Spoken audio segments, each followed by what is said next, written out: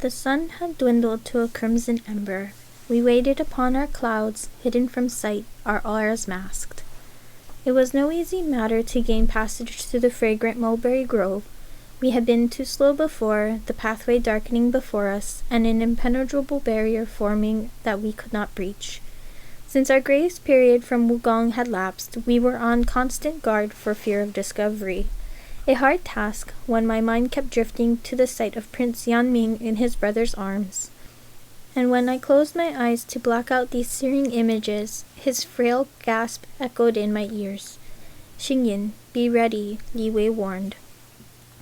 As a rush of power stirred the air, a gleaming chariot of white jade streaked past. We shot after it, our clouds speckling the skies as we chased the shimmering trail of heat, keeping out of sight yet careful not to fall behind. The phoenix soared with breathtaking speed, each feather a curl of writhing flame, sparks scattering in its wake like a cloak of stars. A stately immortal rode upon it, her black hair coiled into a gold and topaz headdress, her vermilion robes billowing in the wind. A shining harness was fastened around the phoenix's neck, its strap wound around her hand. As she flung her other arm forward, blazing ropes of flame uncoiled, lashing the phoenix. It let out a piercing shriek as it raced onward, dragging the chariot after it. This burst of speed had caught us unaware before, but we were ready this time, our clouds surging ahead to keep pace. Already, the curtain of dusk was descending, the glare from the chariot waning. For the first time, I caught a clear glimpse of the creature sheltered within, a being of incandescent light. The sunbird, the last of its kind. Sorrow gripped me as I imagined the sunbird's existence, as solitary as my childhood had been, but with the added pain, the yawning ache of knowing all it had lost.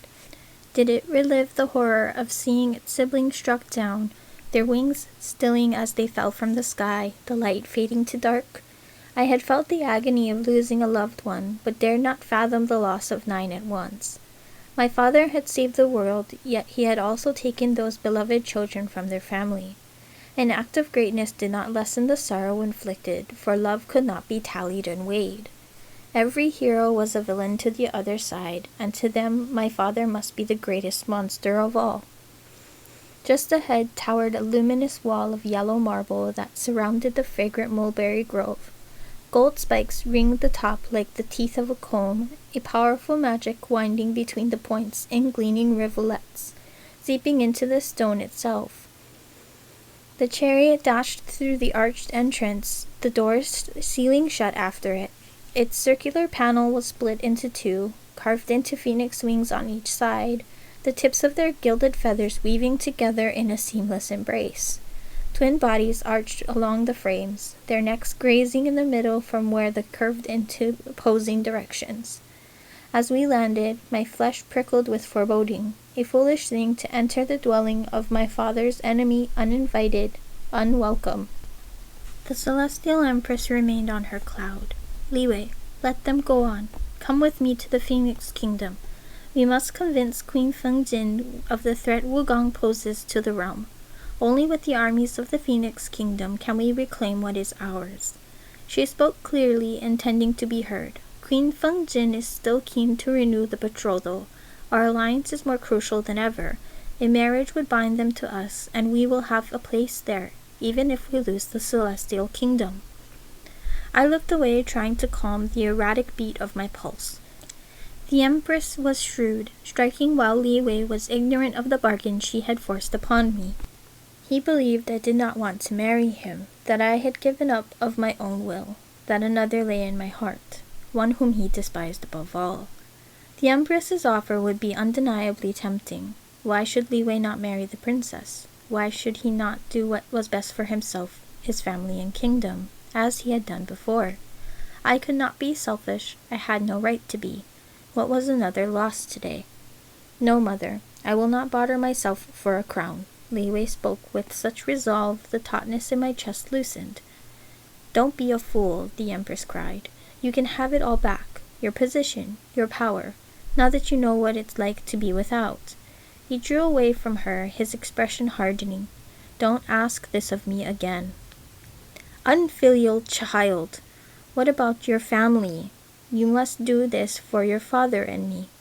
Her desperation shook me. How would Li Wei feel hearing it, when she had always been so haughty and unyielding before? "Mother, I will honor and protect you. I will fight to reclaim our position. I will ask Queen Fengjin's aid as our ally, but no more," he said. "What I will not do is marry someone I do not love." She cursed then, spewing hateful words. Li Wei turned from her, his eyes opaque, my chest caving at the sight. The Empress raised a hand after him, then let it fall, her face twisted not with rage or cunning, just a wild fear that she might have driven away the one who was most precious to her. But she was never one for self-recrimination. As she spun to me, I flinched from the blazing hatred in her gaze. "This is all your doing. You cleared the way for Wugong's rise." "This is not Xinyan's fault," Li Wei said at once. "It is," my mind whispered. Well, when she had spoken the truth before, that I had not guided the choices of others, neither had anyone forced my hand. I had wanted to free my mother, to save my father, to help the dragons. Wugong's actions were his own to bear, but mine had enabled his ascent nonetheless. "My dear son," the Empress's tone was iron, "you discarded the engagement that would have secured your position. As the heir to the Celestial Kingdom and son-in-law to Queen Fengjin, you would have been unassailable. Your feelings for this insignificant girl have brought you as low as she is. Daughter to the villainous Ho Yi and that grasping mortal Chang'e, she is unworthy of you." Rage surged through me as I stalked to the Empress's cloud. My days of being scorned by her were over. I was not afraid of her, for what else could she do to me that she had not tried? I know my own worth and that of my family. My father saved the mortal realm, my mother saved me. And while I may not have a gilded lineage you so adore, I am worthy.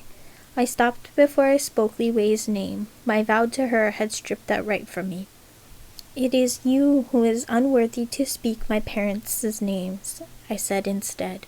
Heat sparked in the air. Spurred by instinct, I darted aside, just as the tongues of vermilion fire sprang from the Empress's palms. Magic rippled from my own hands, arcing over her flames, glazing them like frost. Her mouth clamped tighter, eyes pinched as she bore down with greater force. My teeth ground together, a struggle to keep steady under her assault, yet I held my ground, my energy pouring forth in waves to engulf her flames, throttling them into thick spirals of smoke. My hand fell, the last glimmers of magic fading to dark. The Empress and I stood facing each other, her expression pitted with fury. A part of me had always known it would come to this one day, that she would try to kill me or I her. I could have shielded myself instead of smothering her attack, but I had wanted to challenge her, to prove that I was more than what she believed me to be, that my power rivaled hers in a way that mattered more than any meaningless title and crown, both of which she had taken such pride in, both of which she has lost. Wen Ji released the hilt of his sword as though he had been about to strike, while Li Wei rounded on the Empress. "Mother, how could you?" His tone pulsed with rage. The Empress lifted a shaking finger at me. "You tricked me. You plotted this all along." I stared at the Empress blankly until her meaning sank in and a weight fell from my chest. She had attacked me, though I had given her no cause. She had broken the terms of our pact in the mortal tea-house, which meant my vow to her was void. With one stroke I could sever the misunderstanding between Li Wei and me, setting us free of his mother's malice. We could be together again. The words hovered on my tongue, my promise to his mother, my coldness in pushing him away, the lie of Wen Shi. Yet as I stared at the Empress's pale face, taut with distress, I found I was not so cruel as to savor a moment that brought such pain to another, even one I despised as much as her. I did not want to widen the rift between Li Wei and his mother. This was not the time to divide us further, when the threat of Wugong loomed over us. But in truth that was not the sole reason. It was not so noble to keep my silence for the Empress alone. There was another reason folded deep in my heart, one I was afraid to examine too closely, ashamed of what I might uncover. that the lies I had told Li Wei to set him free, I was no longer sure what they were. Try as I might, I could not forget how I had wept in Wenji's arms, how he had comforted me in my times of greatest need, how his words had eased the anguish that almost broke me then. It meant nothing, just a momentary weakness, I assured myself, yet I would hold my tongue. The Empress's spiteful accusations were ringed with truth. I was unworthy of Li Wei, not because of my lineage, but because he deserved better than my divided heart, and I would not offer it again until it was whole, until I was certain, and until we were safe. I fixed the Empress with a hard stare. I plotted nothing. It was you all along. But no matter the hatred and wrongs between us, you are Li Wei's mother. That means something to me, even if it's nothing to you. Some of the color returned to the Empress's face. Li Wei's gaze searched me. What do you mean, Xingyan? Just that we should stop turning on each other, for it only aids our enemy. I looked away from him so he would not discern the lie. Wen Ji glared at the Empress. While this has been undoubtedly fascinating, we still need the key to enter the grove. Will you give it to us? His voice hardened as though expecting objection or trickery. The Empress spun to Li Wei. I will give you the key, my son. All I want is a small favor in return. You would bargain with me? He bit out. Only because you will not see sense. Her tone was almost cajoling. Come with me to the Phoenix Kingdom to meet Queen Fengjin. You cannot enter the fragrant mulberry grove. I must, mother, he said. I cannot let... You will not go, the Empress repeated vehemently. I would rather destroy the key than leave you to Shihe's mercy. Shihe hates me. Vengeance runs thick in her blood. She will spend her rage upon you, my son, in repayment for what she believes are my offenses. In her mind, I failed to protect her children. She blames me for their deaths. I am not afraid of her, Li Wei said. If you won't give us the key, we will find our own way in. You would not survive 3 steps into the grove without it, the Empress warned. Only those who possess the key may enter. Only one of you. We need the key, Wen Ji said to Li Wei, his arms folded across his chest.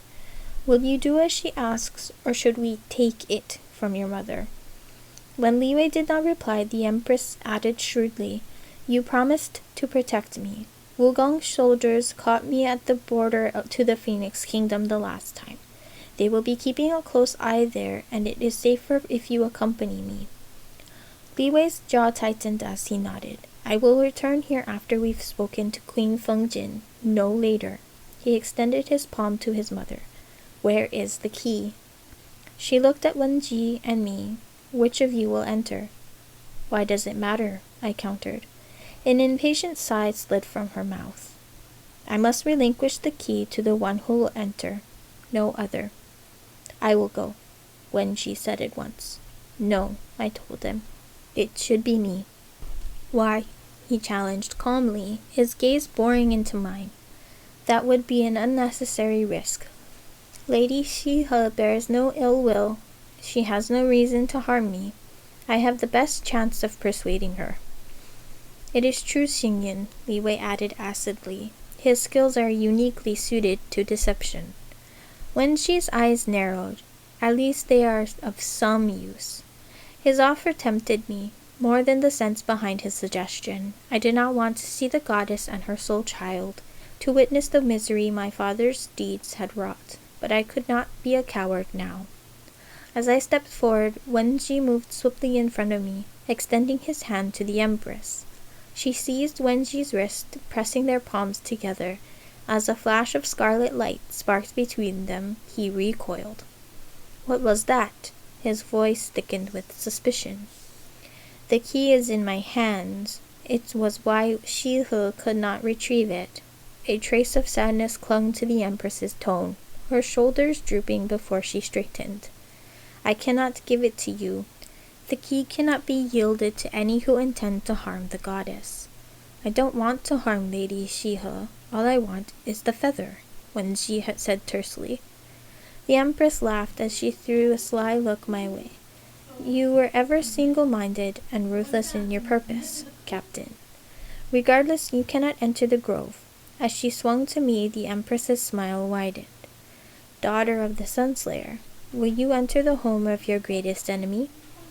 In response, I raised my hand. Swiftly, the Empress pressed our palms together, heat rushing from her skin into mine, a soft white glow suffusing us unlike the harsh light that had jolted Wenji before.